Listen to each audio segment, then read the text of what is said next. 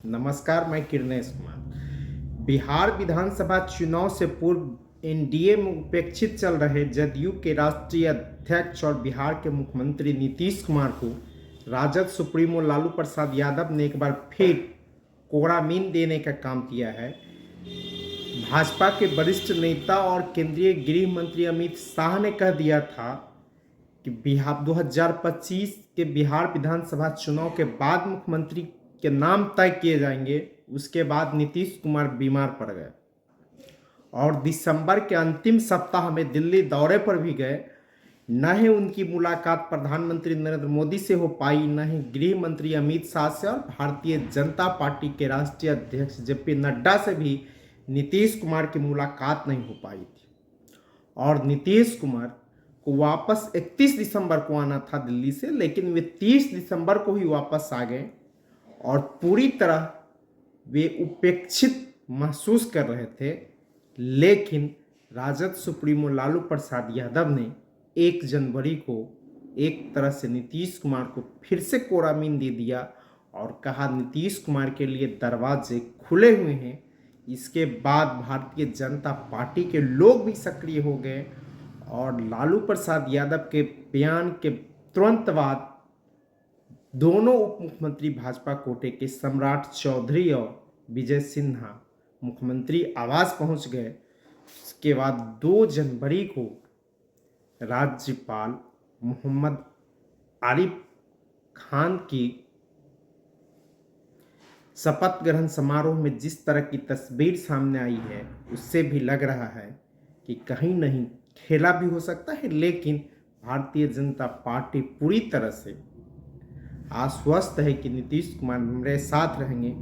लेकिन जिस तरह तेजस्वी प्रसाद यादव नीतीश कुमार से मिलते हुए दिख रहे थे और वो तस्वीर वायरल हो रही है, इसके भी कई मायने लगाए जाने लगे। हालांकि करीब एक दशक किया 11 वर्षों से नीतीश कुमार को बार बार कोड़ा मीन देकर लालू प्रसाद यादव ने ही बचाने का काम किया। 2013 में 14 के लोकसभा चुनाव से पहले जब भाजपा के चुनाव प्रचार अभियान के संयोजक नरेंद्र मोदी चुन लिए गए, तो नीतीश कुमार एनडीए से अलग हो गए और भारतीय जनता पार्टी के सभी मंत्रियों को बर्खास्त कर दिया। उसके बाद भी सरकार बचाने का काम लालू यादव ने ही किया था, नीतीश कुमार की सरकार। फिर 2014 के लोकसभा चुनाव के बाद जब जीतन राम मांझी मुख्यमंत्री बने, उस सरकार को भी बचाने का काम लालू प्रसाद यादव ने किया। और उस चुनाव के मुख्यमंत्री बनने के लोकसभा चुनाव के बाद जब राज्यसभा के उपचुनाव हुए, जदयू के कई विधायकों ने ही बगावत कर दिया। करीब आधे दर्जन विधायकों पर कार्रवाई भी हुई, उसकी सदस्यता भी गई।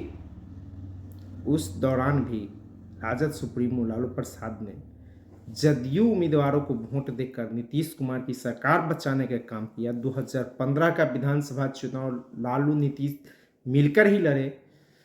फिर 2022 में जब भारतीय जनता पार्टी के राष्ट्रीय अध्यक्ष जेपी नड्डा ने कहा कि अब क्षेत्रीय पार्टियों को समाप्त करने का दौर आ गया है, उसके बाद जब नीतीश कुमार एनडीए से भागे तो फिर सरकार बचाने के काम राजद और लेफ्ट कांग्रेस के लोगों ने किया, या लालू प्रसाद यादव ने ही नीतीश कुमार की सरकार बचाने का काम किया। और जब फिर भारतीय जनता पार्टी बिहार विधानसभा चुनाव में महाराष्ट्र के तर्ज पर ही नीतीश कुमार को हटाने की योजना बना रही थी और नीतीश कुमार को संट करने की तैयारी थी, तो इस बार फिर लालू प्रसाद यादव ने नीतीश कुमार के लिए दरवाज़ा खोलने की बात कहकर उसे कोड़ा मीन दे दिया है।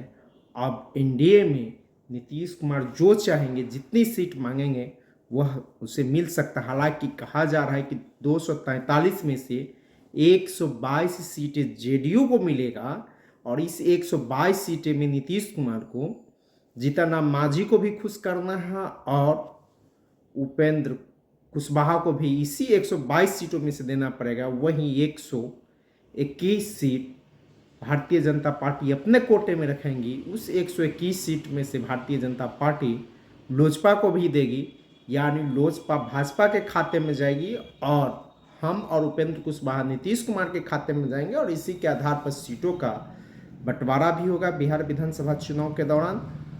और पिछले बार बिहार विधानसभा चुनाव में जिस तरह भारतीय जनता पार्टी के लोगों ने नीतीश कुमार को हराने का काम किया था, लग रहा है उसी से नीतीश कुमार डरे हुए हैं। और उसे यह भी संकेत मिल रहे हैं कि जिस तरह महाराष्ट्र में भारतीय जनता पार्टी बड़ी पार्टी हो गई और एक नाथ शिंदे को हटाकर भाजपा के देवेंद्र फडणवीस मुख्यमंत्री हो गए, उसी तरह 2025 के बिहार विधानसभा के चुनाव के बाद मुझे भी न हटा दिया जाए। इसी के बाद चर्चाएं शुरू हो गई है कि नीतीश कुमार महागठबंधन के भी साथ आ सकते हैं, राजद के भी साथ जा सकते हैं। और नीतीश कुमार को लेने के लिए लालू यादव ने भी कह दिया है कि हमारा दरवाज़ा खुला हुआ है। लेकिन तेजस्वी नेता प्रतिपक्ष तेजस्वी प्रसाद यादव ने कहा है कि अब यह संभव नहीं है। सभी बिहार के लोगों को, देशवासियों को नव साल की हमारी शुभकामनाएं हैं।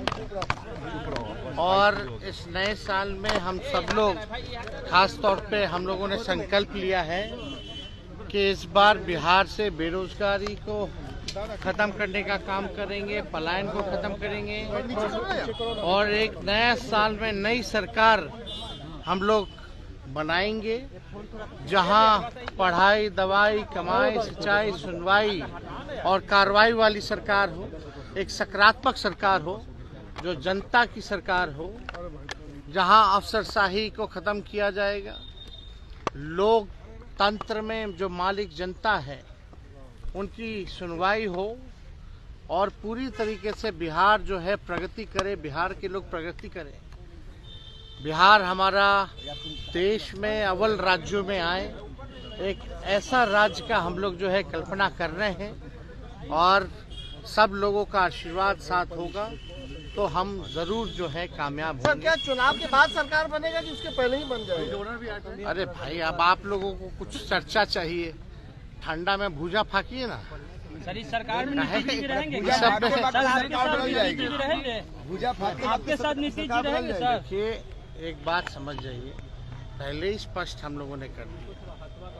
अब तो आप लोगों के माध्यम से माननीय मुख्यमंत्री जी को भी नए साल की शुभकामनाएं देते हैं। और हम सब लोग जान रहे हैं कि इस साल में हमारे मुख्यमंत्री नीतीश चाचा जी का विदाई तय है।